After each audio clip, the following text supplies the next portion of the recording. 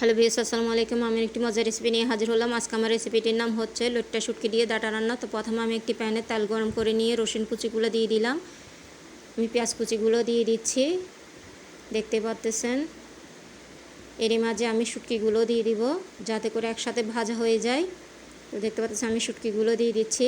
আর শুটকিগুলোকে কিন্তু তেলে ভেজে নিলে সুন্দর একটা ফ্লেভার পাওয়া যায়। তো দেখতে পাচ্ছেন আমি কিন্তু শুটকিগুলো একসাথে ভেজে নিচ্ছি। তো আমার শুটকিগুলো ভাজা হয়ে গেল। এরই মাঝে আমি কষানোর জন্য পানি দিচ্ছি। 1 চা চামচ হলুদ গুঁড়া দিচ্ছি, 1.5 টেবিল চামচ আমি মরিচের গুঁড়া দিব, দেখতে পাচ্ছেন।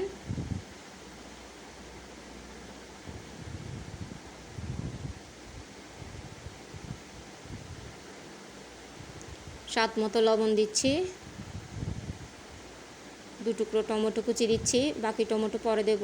হলুদ পাতা দিচ্ছি, বাকি হলুদ পাতাও আমি পরে দিব। তো এগুলোকে ভালো করে আমি কষিয়ে নিব। এরই মাঝে আমি ডাটাগুলো দিয়ে দিব, দেখতে পাচ্ছেন। আর এই পানিগুলোর মধ্যেই কিন্তু আমি ডাটাটা সিদ্ধ করে নেব।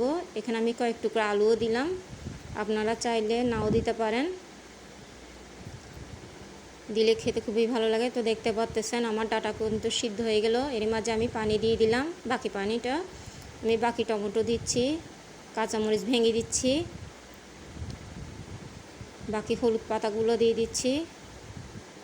আর হলুদ পাতা দেওয়ার কারণে কিন্তু সুন্দর একটা ফ্লেভার পাওয়া যায়। ধনিয়া পাতাগুলো দিয়ে দিলাম।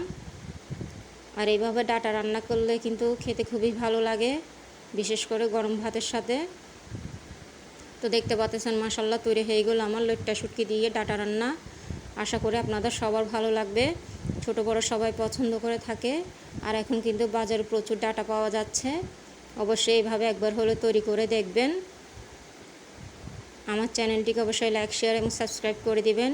আপনাদের সহযোগিতায় কিন্তু আমি অনেক দূর অগ্রসর হতে পারবো। অবশ্যই একবার হলো তৈরি করে কার কেমন লেগেছে জানাবেন। দেখতে পাচ্ছেন কতটা কালারফুল দেখাচ্ছে, খুবই মজাদার একটা সবজি। তো সবাইকে দেখার জন্য ধন্যবাদ।